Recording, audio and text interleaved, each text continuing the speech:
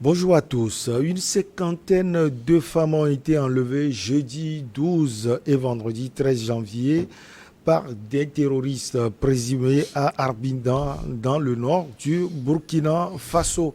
La région est particulièrement confrontée depuis 2015 aux attaques de groupes terroristes liés à Al-Qaïda et à l'organisation de l'État islamique. Bonjour à tous, bonjour à toutes. Bonjour Mamadou Diouf. Vous allez bien? Bonjour Michel. Alors, est-ce qu'on peut dire que c'est une nouvelle méthode pour les terroristes de d'agir au Burkina Faso? En tout cas, à ma connaissance, au niveau du Burkina, il y a eu peut-être quelques enlèvements, mais c'est la première fois qu'on enlève autant de personnes et surtout des femmes. Puisque ici, c'est ça la particularité, c'est des femmes qui ont été enlevées. On n'a pas encore le nombre exact puisque les chiffres varient en fonction des sources, mais ça fait au moins une cinquantaine de femmes sur deux enlèvements distincts parce que ce n'est pas un seul enlèvement. Est-ce que c'est une nouvelle stratégie de la part des groupes extrémistes terroristes ou pas? On ne peut pas encore le dire, mais il va falloir regarder de près pour savoir quelle explication il faut donner à cette sorte de, j'allais dire, un nouveau mode d'action de la part de ces groupes. On ne les connaissait pas pour le moment sous cet angle-là au Burkina. Alors, les femmes se sont regroupées pour aller cueillir des feuilles et des fruits sauvages en brousse parce qu'il n'y a plus rien à manger, a exprimé un des habitants, alors précisant également qu'elle était partie avec leur charrette dans la journée de jeudi. Mamadou, vous l'aviez dit en off, c'est une zone complètement abandonnée. Oui, le problème c'est qu'on est carrément à l'extrême nord du Burkina, pratiquement entre le Mali et le Niger. On est très proche, on parle de Sahel, mais on n'est pas loin du désert. J'ai eu l'occasion de séjourner dans cette zone, mais pour vous dire, ce n'est pas du tout une zone accueillante ni quoi que ce soit. Elle est déjà difficile d'accès. Cette zone est sous blocus aujourd'hui avec les groupes extrémistes terroristes, de sorte que finalement, ravitailler cette zone est un problème. Vous vous rappelez certainement de ce convoi de pratiquement 200 véhicules qui avait été pris pour cible par ces groupes extrémistes armés, de sorte qu'il y a eu ce deuxième MPCR avec le coup d'État actuel, mais c'est cette ville qu'on devait ravitailler également. Et c'est pas loin de cette ville qu'il y a eu ces attentats-là. En décembre, il y a eu 45 morts dans le même espace. Même, on n'en parle pas suffisamment. On a kidnappé une cinquantaine de femmes le jeudi. On a kidnappé une quinzaine de femmes le vendredi. On a tué 2 volontaires le samedi dans la même zone. C'est-à-dire 3 attaques sur 3 jours qui se suivent. Mais il est clair qu'ici, non seulement vous n'avez plus grand-chose parce que c'est la zone où les fonctionnaires sont partis. Les derniers chiffres qu'on donne au Burkina, on dit qu'il y a autour de 5000 fonctionnaires qui ont quitté leur poste à cause de ces questions de sécurité. Ça concerne surtout la partie nord et la partie est. Mais qu'est-ce qui reste en ce moment dans cette zone? Et c'est ça qui a amené ces braves dames, ne voulant pas laisser leurs enfants mourir de faim, à retourner à la cueillette. Parce que c'est ça.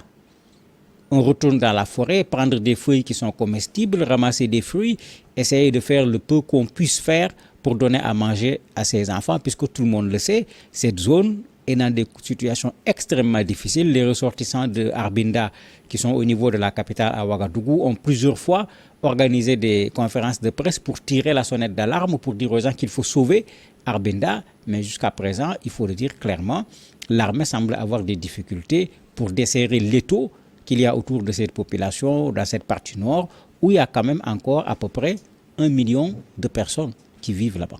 Alors, Mamadou, on a vu ces histoires d'enlèvement au Nigeria, par exemple. On a fait tellement d'émissions sur cela.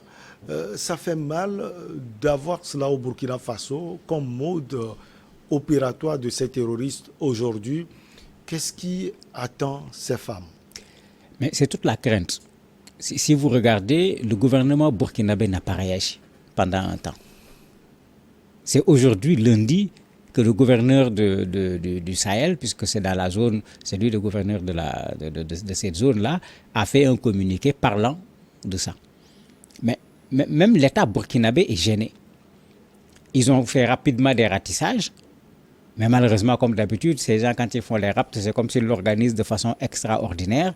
Ils ont dit qu'ils ont utilisé des aéronefs, ils ont mis des gens là-bas, mais on n'a pas retrouvé de gens.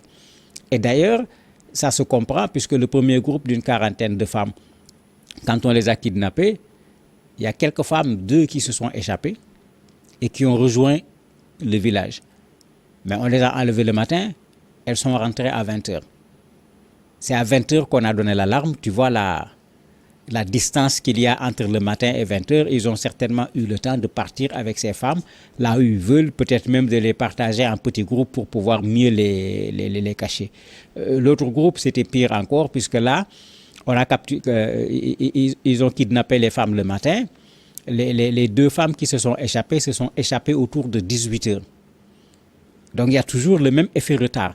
Maintenant, vous voyez, on est dans une zone où on kidnappe des femmes, une 50aine le jeudi. L'information n'est même pas passée. Puisque ces groupes armés terroristes également, ça fait partie de leur travail, saboter les installations électriques, saboter les installations hydriques, couper les communications avec le téléphone, etc. De sorte que l'information du premier kidnapping n'est pas passée. Si cette information était bien passée, le deuxième groupe de femmes n'allait certainement pas être kidnappé puisque c'est la même localité, même si les 2 groupes de femmes ne sont pas allés dans la même direction. Les premiers étaient allés vers le sud-est, le deuxième groupe est allé vers le nord. Ça n'a pas empêché qu'on a kidnappé ces 2 groupes de femmes. Donc c'est vraiment terrible et ça se voit avec l'attitude du gouvernement. Maintenant, on pense à ce que Shekau avait dit, parce que chez Shekau, on connaissait la méthode, mais il avait dit ce qu'il va faire. Il a été très clair, on va réduire certains en esclaves sexuels en particulier, on va vendre certains, on va marier certaines par la force, etc.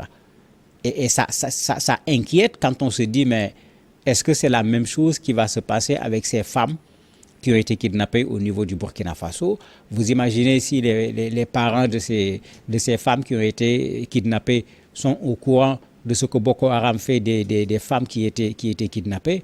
Vous imaginez dans quelle situation se trouvent ces familles-là depuis quelques jours où on n'a malheureusement aucune information précise sur ces femmes qui ont été kidnappées. Alors, pour lutter contre ce modus operandi, si on peut le dire ainsi, qui vient de prendre place au Burkina Faso, alors quelles mesures doivent prendre les militaires au pouvoir? Mais il faut être franc, ils n'y peuvent rien du tout. Je crois qu'il ne faut pas essayer d'aller par 4 chemins. Le blocus de cette partie nord du Burkina date de plusieurs mois. Ce blocus était là quand l'ancien colonel a fait son coup d'État. Et on disait toujours, on met en place des stratégies, parce que les populations finalement leur disaient, mais attaquez, on sait qu'ils sont là. On sait, à l'époque, ça avait commencé avec Djibo. Les ressortissants de Djibo, au niveau de Ouaga, ont fait pression autant qu'ils pouvaient pour que l'armée aille attaquer. Rien n'avait été fait. Mais ça veut dire que très certainement, quand on regarde ce qui a été fait comme recrutement avec les volontaires pour défendre la patrie, quand on en cherche 50 000, ça veut dire qu'il y a un problème d'effectifs. Et malheureusement, c'est comme si dans une bonne partie de nos pays aujourd'hui, une des faiblesses, c'est que nous n'avons pas suffisamment de militaires pour pouvoir occuper les espaces où se trouvent ces groupes terroristes.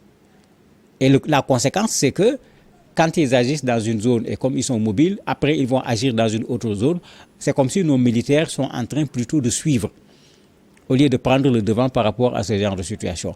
Et pour le moment, dans la situation actuelle du Burkina, je ne vois pas comment ils peuvent l'empêcher quand au minimum 40% du territoire sont occupés par ces gens. Ils peuvent, quand ils veulent, descendre dans un village et prendre les populations. À la même période, toujours dans la zone nord, mais à Waïguya cette fois, le 15 janvier, les populations se sont réunies pour demander qu'on leur donne directement les armes. Parce que Waïguya, c'est un peu le centre ici, mais au niveau des villages environnants de Waïguya, les populations sont en train de fuir et de venir vers le centre-ville. Et quand on les interroge, ils disent que c'est ces groupes armés terroristes qui sont venus leur dire de quitter les lieux. Ça veut dire qu'ils s'approchent de Waïguya et les populations de Waïguya se sont retrouvées pour dire mais s'il n'y a pas l'armée de façon suffisante pour nous défendre, il va falloir qu'on nous donne nous-mêmes des armes pour qu'on puisse nous défendre nous-mêmes. Et vous avez beaucoup de Burkinabés actuellement qui le disent, mais quand 15 personnes viennent dans un village pour apeurer tout un village, c'est parce que les villageois ne sont pas armés. Il faut les armer, mais bien sûr, ça donne un résultat pour pouvoir affronter ces gens. Mais après, qu'est-ce qui va se passer? Qu'est-ce qu'on fera de ces armes? Ça fait que pour le moment, l'État burkinabé n'a pas pris l'option d'armer les populations civiles directement. Alors, Mamadou, il y a des voix qui ont porté ces temps-ci. D'abord, l'ambassadeur de France à Ouagadougou, Luc Allende. Il y a également Maître Herman Yameogo, qui est un opposant au Burkina Faso. Les deux personnalités disent presque la même chose. Le premier a parlé de guerre civile, le deuxième a parlé de génocide. Ça inquiète. Mais ça inquiète parce que y a un problème qui est là, c'est le problème Peul. Moi, je le cite parce que quand les gens parlent, on dit une communauté. Ce n'est pas une communauté, c'est les Peuls. Le massacre sur lequel, le dernier massacre qui a fait 28 personnes, c'est des Peuls qui ont été tués. Et c'est des Peuls qui ont été visés de façon claire parce qu'ils sont des Peuls. Puisqu'il y a des preuves, puisqu'il y a des gens qui ont échappé, il y a des témoins. Ceux qui ont négocié, les chefs locaux, pour calmer la situation, mais ce qu'ils ont dit est extrêmement clair. Mais c'est comme si les gens ne veulent pas qu'on en parle. Il faut qu'on en parle. C'est vrai, avec Amadou Koufa qui a rejoint ces groupes armés terroristes, certains ont vite fait de considérer tous les Peuls comme faisant partie du lot, ce qui bien sûr n'est pas vrai du tout. Mais dans la réalité, c'est comme si quand on est en face d'un Peul, il est potentiellement membre de ces groupes. Mais le réflexe aujourd'hui, c'est que les Peuls au Mali, au Burkina, tout comme ailleurs, sont en train de se dire, mais attendez, si personne ne s'occupe de notre sort, il faut qu'on s'organise nous-mêmes. Et en ce moment, ce que Maître Yameogo dit va devenir une réalité. Ces gens risquent de créer un autre problème à l'intérieur du problème des groupes armés extrémistes, qui sera plutôt maintenant un problème communautaire. On l'a vu au Mali, entre les Peuls et les Dogons. On l'a vu au nord du Mali, entre les Arabes et les autres habitants également de cette localité. Mais il faut qu'on évite que le Burkina, qui a du mal déjà à vaincre ces groupes armés terroristes, se retrouve avec des populations qui, au lieu de se mettre ensemble pour combattre ces groupes armés terroristes, se mettent finalement à se combattre entre elles. Parce que les peuples finiront par se dire, mais si personne ne nous protège, on va se protéger. Et c'est un problème supplémentaire. On voit les gens parler de la question, je ne sais pas moi, comme si c'était un tabou, avec des scrupules. Il faut poser le problème clairement. Si on laisse cette tendance continuer, nous sommes en train de pousser les peuples vers les groupes extrémistes armés. C'est le pire des cas. Au meilleur des cas, ils risquent de décider de défendre eux-mêmes leur propre communauté, ajoutant un problème à un gros problème. En visite à Ouagadougou, on se souvient, le président bissau-guinéen, Umaru Sissoko Embalo, président en exercice de la CEDEAO, a dit que sa communauté allait soutenir le Burkina Faso sur la question de l'enlèvement des 50 femmes, plus de 50 femmes. Est-ce que selon vous, la CEDEAO peut jouer un rôle? La CEDEAO peut jouer un rôle, mais le problème fondamental au niveau de la CEDEAO est le même que le problème qu'on retrouve au Burkina et au Mali. Le principe d'aller soutenir le Burkina, pour moi, c'est le minimum en matière de solidarité. Mais on le fera avec quoi? N'oublions pas que ce n'était pas la CEDEAO exactement, le G5 Sahel. Qu'est-ce qui a fait que le G5 Sahel n'a pas été opérationnel? On n'avait ni les moyens financiers, ni les moyens militaires. Et soutenir le Burkina aujourd'hui demande des moyens financiers et des moyens militaires. Vous avez vu, le gouvernement actuel est en train de demander aux populations de participer à l'effort de guerre.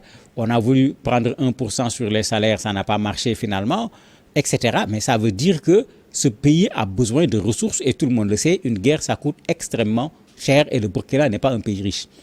Il faut des hommes qui portent des armes et il leur faut des armes. Mais la CEDEAO peut amener des hommes, la CEDEAO peut amener des armes, mais certainement, ça n'atteindra pas le besoin du Burkina. Je crois que c'est toute une réflexion qu'on doit faire au niveau de la CEDEAO aujourd'hui. Au lieu de dire aujourd'hui on aide le Burkina, demain on aide le Mali, après-demain on aide le Niger, il faut une réflexion globale au niveau de la CEDEAO pour voir comment éteindre ce feu qui se trouve dans certains de nos pays et qui risque d'aller dans les autres pays. Et on a vu comment il est allé de pays en pays. Personne ne peut dire qu'il n'est pas informé. Il va falloir que la CEDEAO, autant on les voit très forts quand il y a des coups d'État pour faire des déclarations de principe, il faut qu'on les voit également sur le terrain de la lutte contre ces groupes extrémistes terroristes. Merci beaucoup à vous, Mamadou Diouf. On va marquer la petite pause et derrière, on reçoit Pascal Adjamagbo. Il est professeur de mathématiques et d'économie à l'université de Sorbonne à Paris. Il est également un politique togolais, président du MPL.